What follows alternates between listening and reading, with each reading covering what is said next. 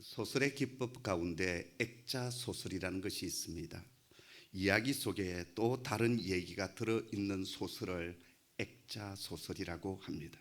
오늘 본문은 마치 액자 소설과 같습니다. 스토리 속에 또 하나의 스토리가 나오고 있기 때문입니다. 예수님께서 세리 마태의 집에서 식사를 하실 때 두 가지 논쟁이 있었습니다. 하나는 왜 예수님께서 세리들과 죄인들과 함께 같이 식사 자리에 앉아 있느냐라는 것이었고, 또 하나는 금식 논쟁이었습니다. 주님은 첫 번째 논쟁에서 나는 의인을 부르러 온 것이 아니요 죄인을 부르러 왔다, 그렇게 말씀하셨고요. 두 번째 논쟁에서는 혼인집 잔치에서 어찌 금식할 수 있느냐 말씀하시면서 새 포도주는 새 부대에 넣어야 될 것이다, 그렇게 말씀하여 주셨습니다. 자, 이렇게 말씀을 전하고 계실 때 한 관리가 예수님께로 나왔습니다. 마태복음에서는 이 관리가 누군지에 대해서 소상히 밝혀주고 있지는 않습니다. 그러나 같은 공간복음서인 마가복음과 누가복음에서는 바로 가버나움의 해당장 야이로임을, 그 이름을 밝히고 있습니다. 이 해당장 야이로가 예수님께 나와 절을 하면서 이렇게 말합니다. 내 딸이 방금 죽었사오나 오셔서 몸에 손을 얹어 주소서. 그래야만 살아나겠나이다. 마가복음이나 누가복음에서는 아직 죽은 것은 아니었어요. 예수님께서 응답하여 가시는 가운데 사람들이 와서 그 딸이 죽었다, 그렇게 얘기를 해 주었어요. 그런데 마태복음에서는 이미 딸이 죽은 것으로 나오고 있습니다. 이 해당장 야이로의 간청에 예수님은 말씀을 전하시다가 일어나십니다. 그리고 따라가셔요. 그때 제자들도 함께 따라갔고 또 수많은 사람들이 예수님을 옹이하면서 따라갔습니다. 자, 그렇게 가고 있는 도중에 이름도 모르는 한 여인이 예수님 뒤로 와서 예수님의 옷자락을, 겉옷자락을 만졌습니다. 알고 봤더니 12년 동안 헬루증을 앓았던 이 부인과병, 하해를 계속하는, 멈추지 않는 피를 계속 흘리고 있는 그런 여인이었습니다. 왜 이 여인이 주님의 겉옷자락을 만졌을까요? 21절을 보면 이렇게 되어 있습니다. 이는 제 마음에 그 겉옷만 만져도 구원을 받겠다 함이라. 이 여인 속에 예수님의 겉옷만 만져도 구원받겠다고 하는 믿음이 있었다라는 것입니다. 그런데 정말 그런 일이 일어나고야 말았습니다. 보십시오. 주님께서 어떻게 하십니까? 가시던 걸음을 멈추시고 따라 안심하라, 내 믿음이 너를 구원하였느니라 하시는 거예요. 그 말씀이 떨어지자마자 그 여인의 몸에 흐르던 헬루 근원이 말라버립니다. 그리고 구원이 임했다라고 오늘 마태복음은 증거하고 있습니다. 예수님을 만나 치유받고 구원받은 사람이 한두 사람이 아니지 않습니까?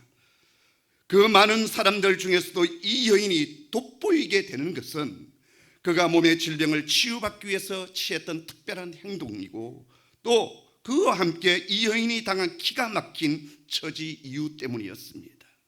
첫째, 이 여인은 이름도 나타나지 않는 사람이었어요.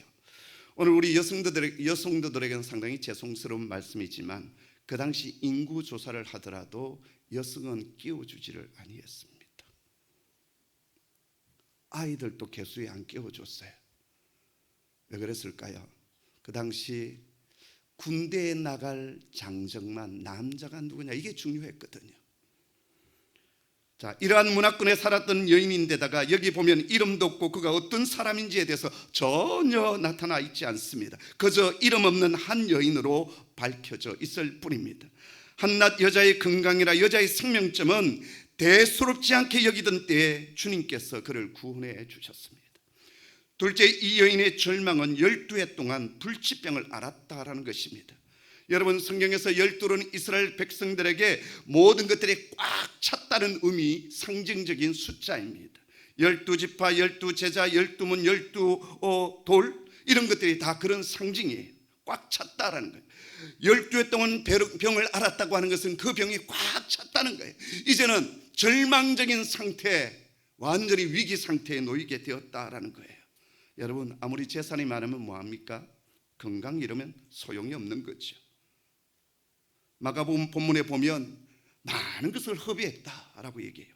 많은 의사에게 결혼을 받았고 가지고 있던 것도 다 허비했어요. 그런데 도리어 병은 더 심해졌습니다. 오늘 성경은 이 여인의 질병이 혈루증이라고 했는데요, 부인과병이요, 하해를 계속하는 겁니다. 구약 레위기에서는 유출병이라고 표현을 했습니다. 셋째로 이 여인은 인간적으로 참으로 고독한 처지였습니다. 사람이란 인간관계를 맺으면서 살아가는 존재 아닙니까? 그런데 이 여인은 사람을 만날 수도 없고 만나서는 안 되는 사람입니다. 이러한 병에 걸린 사람은요, 성경에 보았더니 성 밖으로 쫓겨나서 살아야만 했어요. 그들끼리 모여 살았어요. 누가 가까이 오면 나병 환자처럼 부정하다 가까이 오지 말라라고 했습니다. 누가 가까이 오지 않아서 괴로운 것이 아니라 가까이 올까봐 괴로웠던 사람이 바로 이 유출병 혈루증을 앓았던 여인이었습니다. 가까이 하면 냄새가 진동합니다. 썩어가는 냄새가 온몸에 납니다. 그 냄새가 다른 사람의 기분을 상하게 할까봐 부정하다라고 했어요. 심지어 아무 곳에나 함부로 앉을 수가 없습니다. 그가 앉았던 자리는 부정한 자리이기 때문에 불태워버립니다. 그래서 마을 바깥에서 동굴 속에서 그렇게 살아가야 했어요. 누구도 반기지 않는 고독한 여인이었습니다. 네 번째로 이 여인은 영적으로 버림을 받았던 여인이었습니다. 레위기 15장에 보면 헬루증이 유출병으로 기록되어져 있는데요, 나병 환자와 유출병자는 성전 예배를 드릴 수가 없습니다. 해당에 들어가서 모임을 할 수가 없습니다. 다시 말해서 예배도 드릴 수 없는, 영적으로 완전히 단절되어져 있는, 하나님 앞으로 나아갈 수 없는 여인이었습니다. 다섯 번째로 이 여인은 부끄러운 병을 앓고 있었습니다. 남들에게 얘기하기조차 너무나도 쑥스럽고 부끄러운 수치스러운 병이었어요. 혹시 마음이 맞는 여인이 나타난다면 그 여인끼리는 얘기할 수 있지만 남자에게는 말할 수 없는, 오늘 보십시오. 이 여인이 예수님께 나왔지만 선뜻 그 앞에 나서지 못하고 뒤로 돌아가서 옷자락을 만졌던 이유가 그런 이유였어요. 부끄러운 병이고 드러내고 싶지 않았던 은밀한 병이었습니다. 그러던 어느 날 혈루증을 앓고 있는 이 여인에게 예수님에 대한 소문이 들려옵니다. 가는 곳곳마다 하나님 나라의 말씀이 선포되어지며 병든 자들이 치유되고 일어난다는 거예요. 병고침을 받았던 사람들과 그것을 목격했던 사람들이 다니면서 입으로 간증하고 증거하는 것을 그가 듣게 되었습니다. 놀라운 치료자이신 예수 그리스도, 그분이 메시아일지도 모른다는 소문이 바닥에 퍼져갔습니다. 지금까지 이스라엘 백성들이 그토록 대망하고 바라보았던 구세주 메시아, 하나님의 아들이 이 땅에 오셔서 그 백성을 구원하신다, 이 소식을 이 여인이 들었어요. 여러분, 믿음은 들음에서 나지 않습니까? 오늘 마태복음 본문에는 없지만 마가복음 본문에는 두 가지 아주 중요한 동사가 등장합니다. 마가복음 5장 27절에 보면 예수의 소문을 듣고 무리 가운데 끼어 뒤로 와서 그의 손에 옷을 대니, 여기 보면 두 가지 중요한 동사가 나옵니다. 하나는 소문을 듣고, 그리고 또 하나는 손을 대니라는 것이었어요. 여러분, 예수님께서 임재해 주시고 기적을 베푼 사람들의 그 성경의 기록을 보면 듣고와 믿고가 같이 나오는 것을 많이 발견할 수 있습니다. 들음이 없이는 믿음이 생길 수가 없습니다. 그래서 로마서 10장 17절에 그러므로 믿음은 들음에서 나며 들음은 그리스도의 말씀으로 말미암는다라고 했습니다. 믿음은 들음에서 나는 거예요. 그럼 누구의 말씀을 들어야 됩니까? 그리스도 예수의 말씀을 우리는 들어야 합니다. 요한복음 5장 24절에 내가 진실로 너희에게 이르노니 내 말을 듣고 또 나 보내신 이를 믿는 자는 영생을 얻었고 심판에 이르지 아니하나니 사망에서 생명으로 옮겼느니라, 그렇게 말씀하여 주십니다. 예수님의 말씀을 듣고 예수님을 보내신 아버지 하나님을 믿는 자는 영생을 얻습니다. 심판에 이르지 아니합니다. 사망에서 생명으로 옮기는 놀라운 은혜가 주어집니다. 오늘 여기 마가복음 본문에 보면 믿음이라는 단어 대신에 손을 댄다라는 표현이 나옵니다. 손을 내밀어 예수님의 긋옷자락을 만집니다.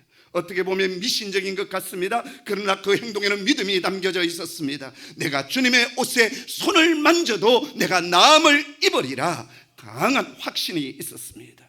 여러분, 여기 이 여인의 믿음을 보십시오. 지식적인 믿음도 아닙니다.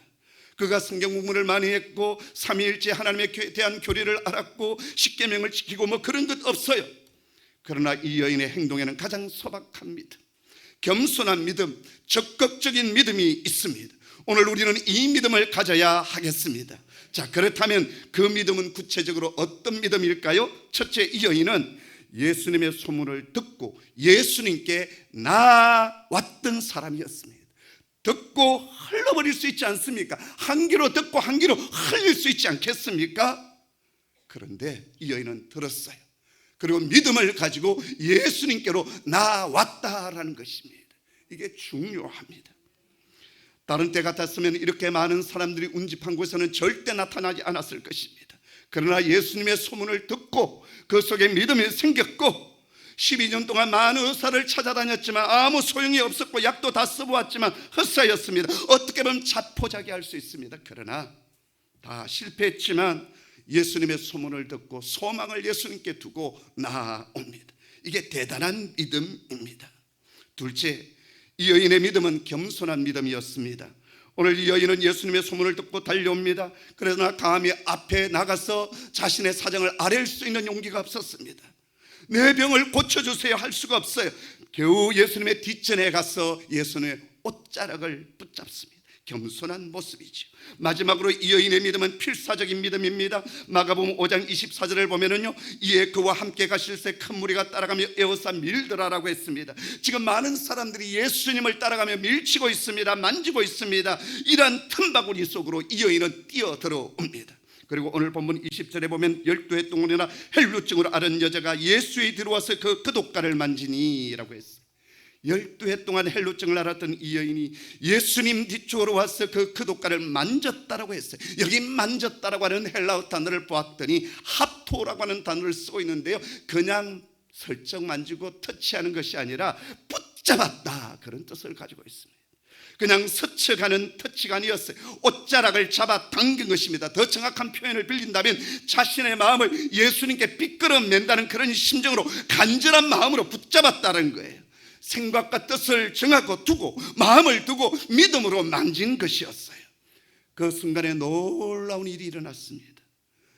이 여자가 예수님의 옷을 만지는 그 순간에 헬루 증세가 탁 멈추는 것을 그가 느꼈어요. 흐르던 피가 멈추는 것을 직감했고 그 다음에는 예수님이 그것을 알아보셨습니다. 여러분 보십시오. 그 당시 많은 사람들이 예수님 주위에 있었고 심지어 밀치는 사람들도 있었지만 그 누구에게도 기적은 일어나지 아니했습니다. 왜 그랬을까요? 그들에게는 그런 절박감, 그런 간절함이 없었기 때문입니다. 그런 의미에서 본다면 예수님께 모여든다는 것과 예수님을 믿는다는 것은 전혀 별개의 문제라고 말할 수 있습니다. 지금 이 여인은 온 마음을 다하여 주님의 능력이 내게 임하게 하소서, 정말 갈급함으로 메어 달립니다. 그랬을 때 이 여인에게 주님의 임재가 나타났습니다. 오늘도 우리 모두가 정말 사모하는 마음으로 예배의 자리로 나오고 가난한 심령으로 주님을 찾게 될 때 주님은 수치스러운 우리의 피를 멈추게 하시고 부끄러운 우리의 부끄러움과 저주에서 우리를 깨끗게 해주시는 주님의 임재가 나타날 줄을 믿습니다. 여러분, 백도 없고 돈이 없다고 낙심하지 마십시오. 이래도 안 되고 저래도 안 된다고 낙심하지 마십시오. 스스로 끝났다고 슬퍼하지 마십시오. 그분의 옷자락을 믿음으로 만지는 하나님의 사람 되기를 소원합니다. 오늘 여기 이 여인은 예수님의 옷자락을 만진 후 살짝 빠져나와서 다시 무리들 틈속에 섞일 생각이었습니다. 근데 마가복음에 보면 예수님께서 멈추시고 뒤돌아서서 말씀하십니다. 누가 내 옷에 손을 대었느냐? 우연히 만진 사람 말고, 어쩌다 만진 사람 말고, 믿음으로 만진 사람이 누구냐? 그러시면서 이 여인을 찾습니다. 왜 예수님은 그냥 가시지 아니하시고 이 여인을 찾으셨을까요? 여인의 소원대로 헬루 근원이 다 치유되었고 말라버렸다면 특별히 뒤돌아볼 필요가 없는 것 아닙니까? 뿐만 아니라 지금 예수님은 누구의 집에 무엇을 하러 가고 있습니까? 죽어 가고 있는, 아니 이미 죽은 해당장 라이로의 딸을 지금 살리기 위하여 가시는 중 아닙니까? 병원으로 본다면 지금 블루 코드가 뜬 거예요. 심정지가 온 겁니다. 모든 의사가 막 달려가야 된다고요. 근데 주님은 그 걸음을 멈추시고 여인을 찾으신 이유가 무엇일까요? 우리는 그 이유를 마가복음 5장 34절에서 찾아볼 수가 있습니다. 우리 한번 같이 읽어볼까요? 함께 읽습니다. 시작. 예수께서 이르시되 딸아, 내 믿음이 너를 구원하였으니 평안히 가라. 내 병에서 놓여 건강할지어다. 아멘. 주님께서 가시던 걸음을 멈추시고 이 여인을 찾으셨던 이유가 무엇입니까? 그 이유는 이 이름도 알지 못하는 여인으로 하여금 육신의 건강뿐만 아니라 영혼의 건강, 전인적인 구원을 주시기 위함이었습니다. 조금 전 육의 회복, 육의 구원이 그에게 임했지만 그뿐만 아니라 전인적인 구원, 온전한 구원의 역사가 이 여인에게 일어났음을 확신시켜 주시기 위해서 주님은 가시던 걸음을 멈추시고 그 여인을 찾아내신 것입니다. 여러분, 내 삶의 문제가 응답되고 육신의 질병이 치유되는 것 참으로 중요합니다. 그러나 더 중요하고 가장 중요한 것은 영혼의 질병에서 우리가 치유되고 회복되는 것입니다. 우리 육신은 흙으로 돌아갑니다. 예수님 당시 치유받았던 사람들 가운데 지금까지 살아남은 사람이 있습니까? 아무도 없습니다. 주님께서 살리셨던 나사로, 부활의 몸을 경험했던 그가 지금 살아있습니까? 다 죽었습니다. 그러나 예수님을 인격적으로 만난 사람은 모두 하나님 나라에서 영원 생명을 누리고 있음을 우리는 확신합니다. 여러분, 예수 그리스도를 나의 구주로 영접하게 될 때 우리가 새로운 피조물이 되잖아요.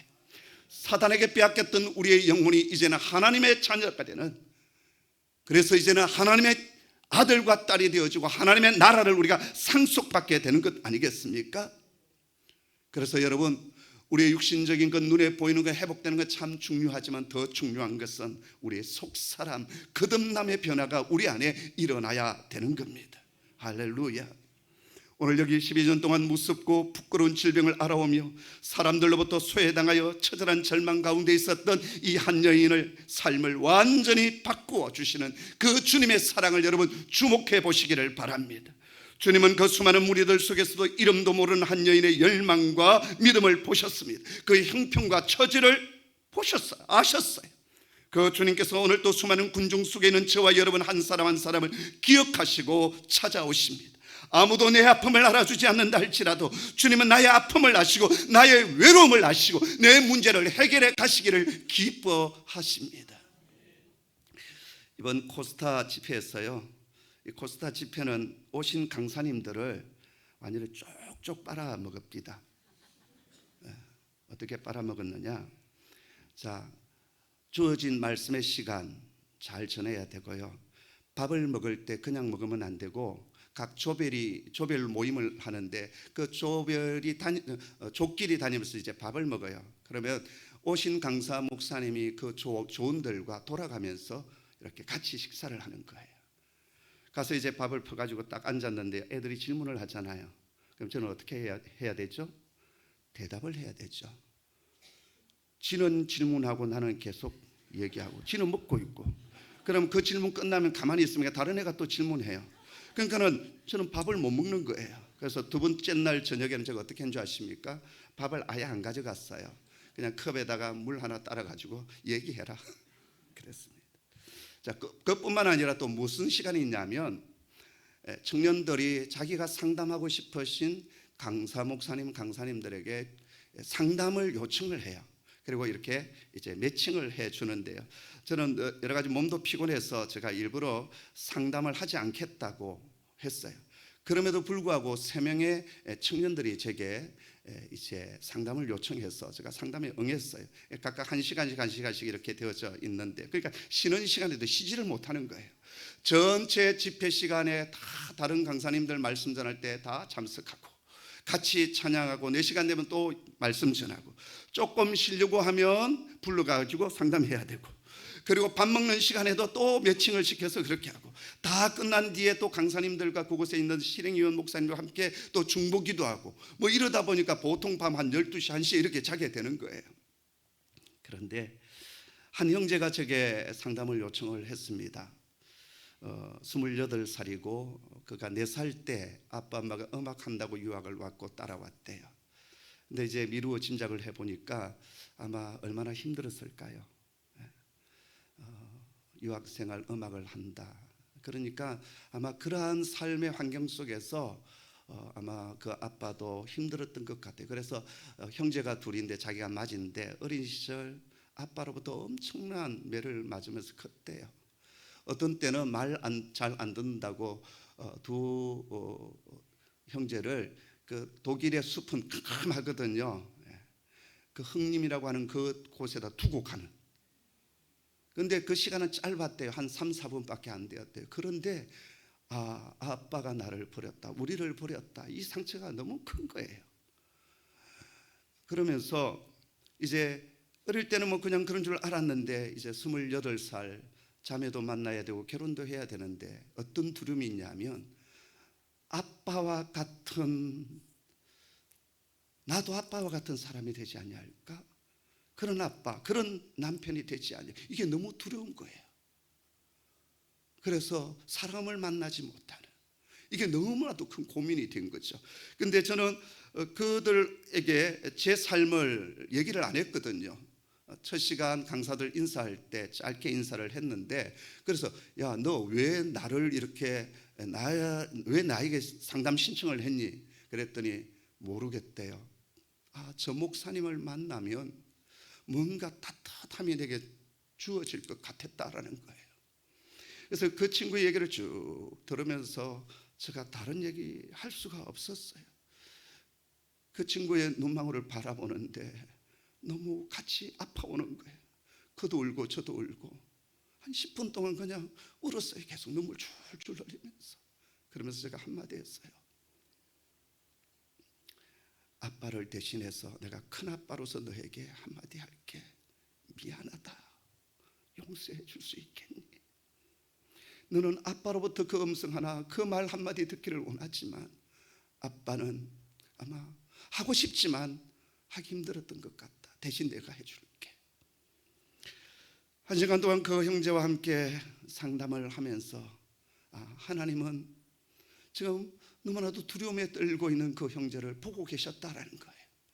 저에 대해서 전혀 알지 못하는 형제였는데 그 형제가 저를 지목했던 것은 성령께서 이끌어 주신 거죠. 저도 어린 시절 수많은 학대와 버림받은 그 고통이 제게 있잖아요. 그냥 다른 말 하지 않아도 그냥 같이 우는 거죠. 같이 우는 거죠. 사랑하는 성도 여러분, 우리가 인생을 살아갈 때 힘들고 어렵지 않습니까? 외롭고 고단하고 누구도 내 사정 알아주지 않는다고 하는 이 아픔이 우리에게 있지 않습니까? 그러나 여러분, 사람은 알지 않지만, 알아주지 않지만 우리 주 아버지 하나님은 알고 계십니다. 베드로에 홀로 누웠던 야곱에게 찾아와 주셨던 하나님, 야복 강가에 홀로 남겨졌던 야곱에게 찾아와 주셨던 하나님, 그 하나님이 우리 하나님이십니다. 저 애굽 땅에 노예로 끌려갔던 요셉에게 찾아와 주시고 그 삶을 형통케 해주셨던 하나님이 우리 하나님이십니다. 여러분, 하나님을 바라보는 자, 하나님께 소망을 품는 자, 하나님은 그런 자를 결코 외면치 않으시고 다시 일으키시고 싸매어 주시며 때가 되심에 당신의 임재 가운데 우리를 온전케 하시는 축복의 역사가 일어나게 될 줄을 믿습니다. 기도하겠습니다. 하나님 아버지, 감사합니다. 인생길을 살아가는데 너무 힘들고 지치고 피곤하기도 하고 때로는 어느 누구에게도 말하지 못하는 내 속에 있는 수많은 아픔들과 상처, 그러나 사람들은 알아주지 않지만 하나님 알고 계시고 하나님 내게 찾아오셔서 십자가의 사랑과 그 은혜로 만지시고 회복해 주시니 감사합니다. 주님이 헬루증 여인처럼 주님께 믿음으로 갈급한 심령, 가난한 심령으로 달려갑니다. 아버지, 말씀하여 주옵소서. 따라 내 죄 사함 받았느니라, 내 몸은 건강하여 질지어다, 네 믿음이 너를 구원하였느니라, 온전한 회복의 역사가 임하게 하여 주옵소서. 예수님의 이름으로 기도하옵나이다. 아멘.